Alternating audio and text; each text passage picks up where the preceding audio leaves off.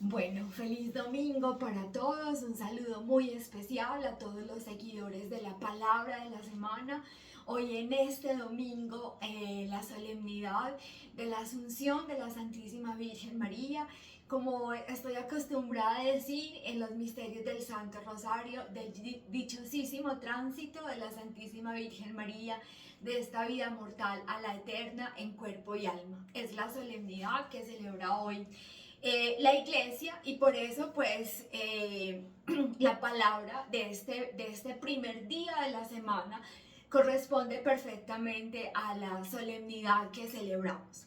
Dice de la siguiente manera en el Evangelio de Lucas, capítulo 1, versículos del 39 al 56. Vamos entonces a escuchar.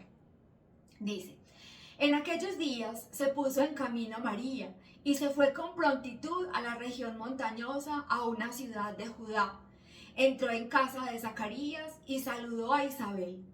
En cuanto oyó Isabel el saludo de María, saltó de gozo el niño en su seno. Isabel quedó llena del Espíritu Santo y exclamó a gritos: bendita tú entre las mujeres, y bendito el fruto de tu seno. ¿Y de dónde a mí que venga a verme la madre de mi Señor? Porque apenas llegó a mis oídos la voz de tu saludo, saltó de gozo el niño en mi seno. Feliz la que ha creído que se cumplirían las cosas que le fueron dichas de parte del Señor.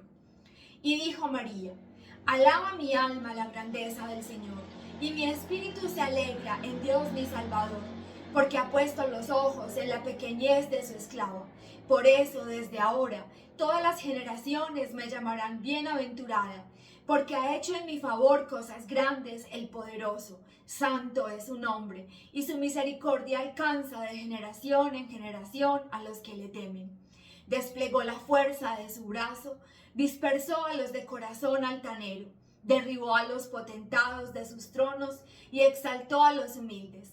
A los hambrientos los colmó de bienes y despidió a los ricos con las manos vacías. Acogió a Israel su siervo, acordándose de la misericordia, como había anunciado a nuestros padres en favor de Abraham y de su linaje por los siglos. María se quedó con ella unos 3 meses y luego volvió a su casa. Palabra del Señor. Gloria a ti, Señor Jesús. Bueno, este texto es muy rico de detalles y de significado para nuestra vida cristiana. Lo primero que tenemos que decir es que normalmente la historia no se esfuerza por recoger, digamos, en sus...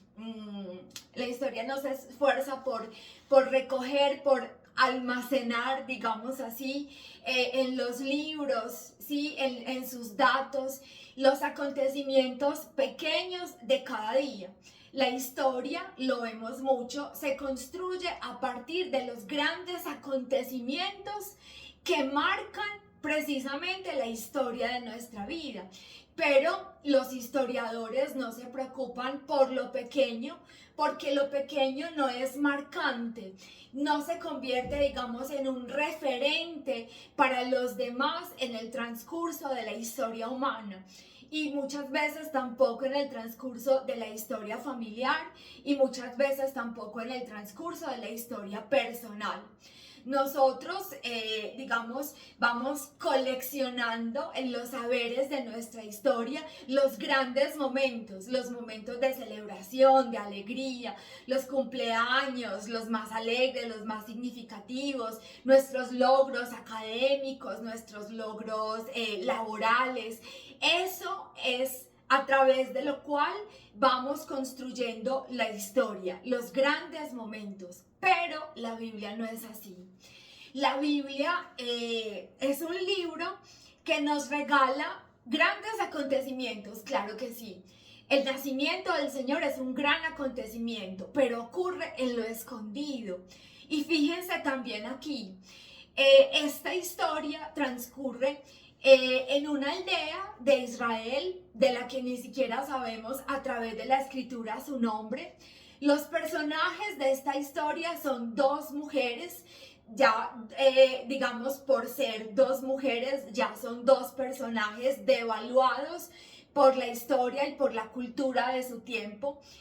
Esto nada tiene que ver con el pensamiento feminista, esto es un registro que es así, que no tiene que ver con una ideología ni con la ideología feminista, sino que son dos mujeres ya devaluadas de por sí en su cultura, para su tiempo, y también tiene que ver esta historia, no, son protagonistas de esta historia, dos niños por nacer, digamos, mucho más devaluados. Los niños por nacer no son visibles. También tengo que decir que de hecho ya los niños para la época no cuentan. Un varoncito empieza a contar de manera importante para su época a partir de los 12 años. Y las niñas son importantes si ellas logran casarse con un personaje, digamos, que les dé estatus, pero por sí mismas las niñas no cuentan. Ellas no pueden ser, por ejemplo, titular de negocios, no son titulares de negocios y por tanto ellas no pueden tener un negocio a su nombre. Ellas no heredan sus hermanos. Y si el hermano es buen hermano, entonces no la deja en la calle después de que sus padres mueren. Y después su futuro está en las manos de ese hermano o de su esposo. Si esta mujer enviuda y no tiene hijos que la respalden y que la representen, entonces las mujeres quedan literalmente en la calle, ¿ven? Los personajes de esta historia son dos mujeres con todo lo que les acabo de contar y dos niños por nacer que no cuentan todavía. Y es a través de este tipo de personajes que el Señor construye nuestra historia, la historia de salvación que también es nuestra. Y Lucas es un historiador que aprende la dinámica de la palabra del Señor, que comprende a través de la historia de salvación que ha enseñado nuestro Señor Jesucristo, que comprende a través de sus investigaciones de la historia cómo es que Dios construye la historia. La historia la construye el Señor a través de los pequeños y a través de las pequeñas sucesos, acontecimientos de la vida. Bueno, ya hablamos de los personajes. Hablemos ahora un poco de la actitud de María, actitud de servicio. Ella entra en la casa de Isabel para servir. Ella sabe que es la madre del Señor. Y sin embargo, pues lo hemos oído en muchas explicaciones, ella no pide para sí misma los servicios de su estatus, digámoslo así. Sabe que está embarazada, que requiere también de cuidados, pero también sabe que es más joven y que es más fuerte que Isabel y corre a su casa para ayudarle. Y luego la proclamación de Isabel.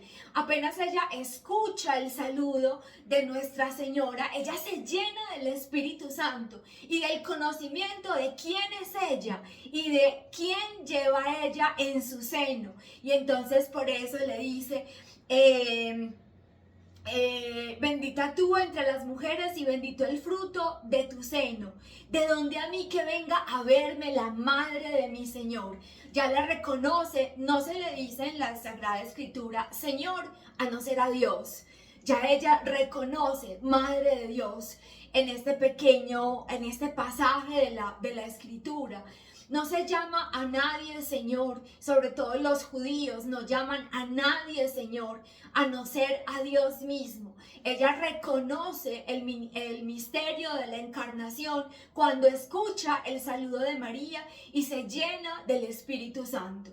Entonces, bendita tú entre las mujeres, bendito el fruto de tu vientre, de donde a mí que venga a verme la madre de mi Señor. Y finalmente, dichosa tú porque has creído que lo que te ha dicho el Señor se cumplirá.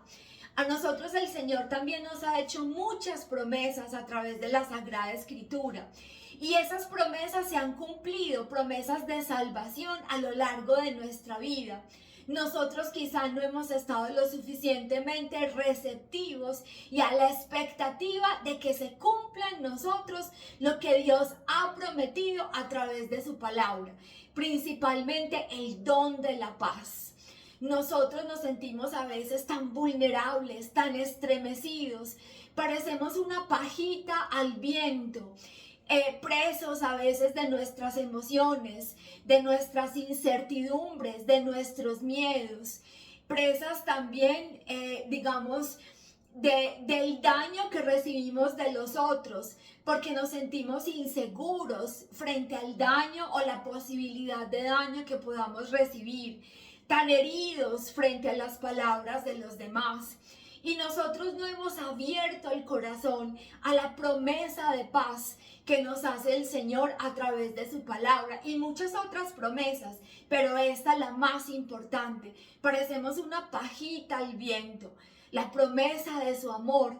Tan carentes a veces nos sentimos, tan vacíos, nuestra vida parece tan poca cosa muchas veces porque no nos sentimos valorados incluso por las personas más cercanas y de quienes esperaríamos un amor incondicional. El Señor hace y cumple la promesa de su amor y de la paz para nuestro corazón. Lo vemos a través de toda la Sagrada Escritura, pero sobre todo a través del Evangelio. Y Isabel le dice a María para recordarnos a nosotros a través de la palabra del Señor: bendita tú porque has creído que lo que ha dicho el Señor, que lo que te ha prometido en el momento de la anunciación se cumplirá. Ustedes piensen los momentos en los que María recibe, por ejemplo, la profecía del anciano Simeón. Piensen en los momentos en los que María sabe que Jesús ha sido rechazado y que ha sido rechazada su palabra y sus acciones. Piensen en los momentos en que María se da cuenta de que el Señor ha sido condenado, que ha sido juzgado y condenado muy injustamente y que luego ha sido molido y luego clavado en la cruz. Sin embargo, María se aferra con fuerza a la palabra del Señor, a lo que se le ha prometido, que ha sido que ella será madre del descendiente de David y que su trono de rey permanecerá para siempre y que su hijo será llamado Hijo del Altísimo. Y María está al pie de la cruz viendo cómo su hijo ha sido molido por la injusticia humana. Pero Isabel canta desde el principio, Isabel proclama desde el principio la fidelidad y la apertura de María a la promesa del Señor. Dichosa tú porque has creído que lo que ha dicho el Señor se cumplirá.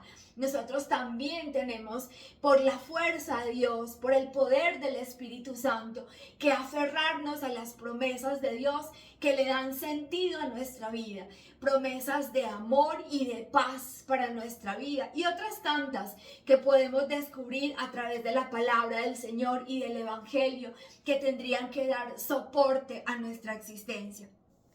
Finalmente, el Magnificat que María canta, digamos, la obra de salvación del Señor a través de la historia en este pequeño cántico, porque la historia del pueblo de Israel, digamos, es mucho más extensa que este cántico. Sin embargo, ella canta la misericordia del Señor a través de la historia.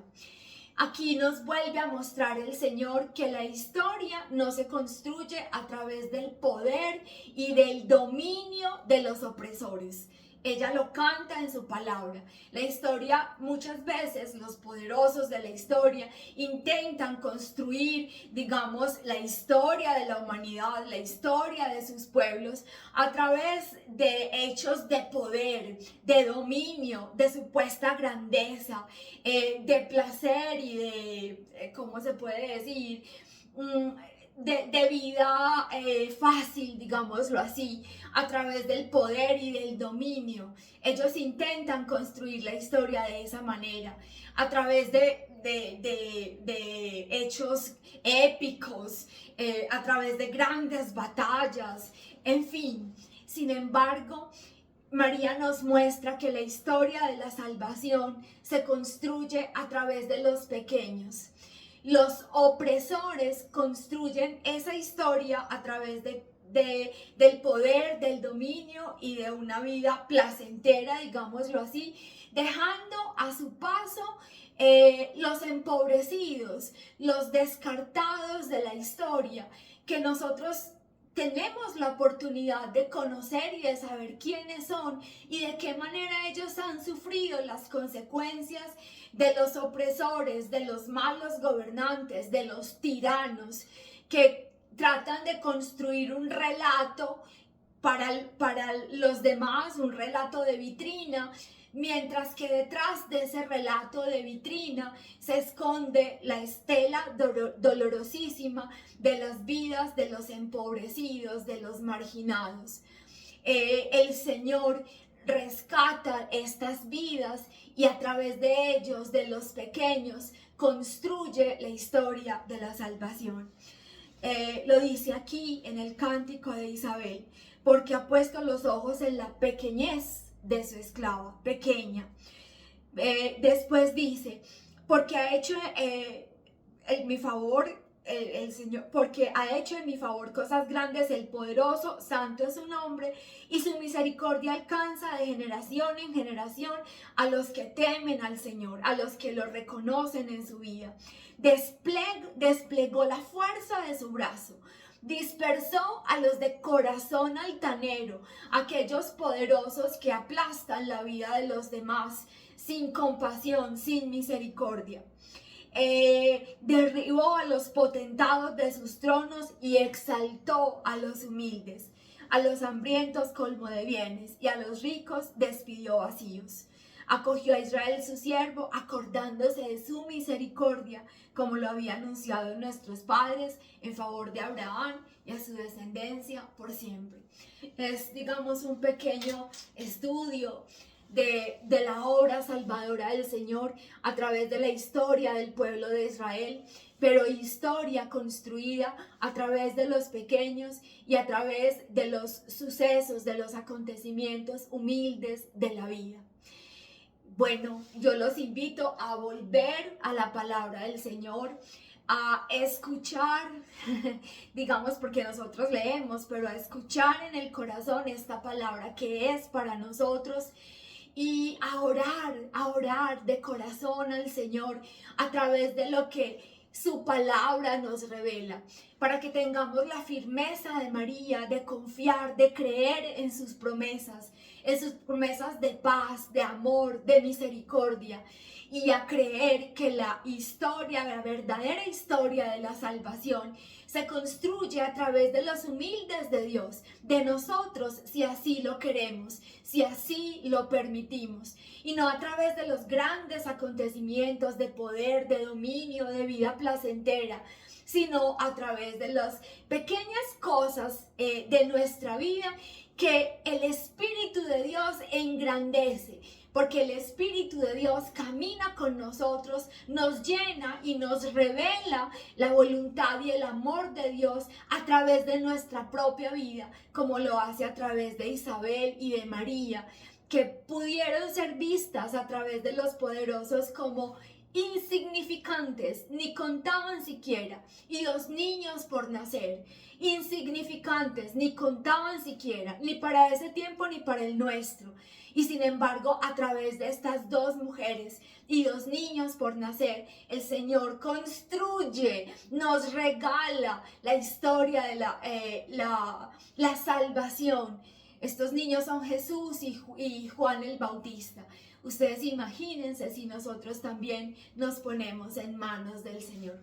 Que tengan todos un feliz domingo, primer día de la semana, y que esta palabra del Señor permanezca en sus corazones y el Espíritu de Dios se las haga meditar y el Espíritu de Dios les dé a todos la fuerza para vivir y esperar en el Señor en paz y colmados de su gracia y de su amor.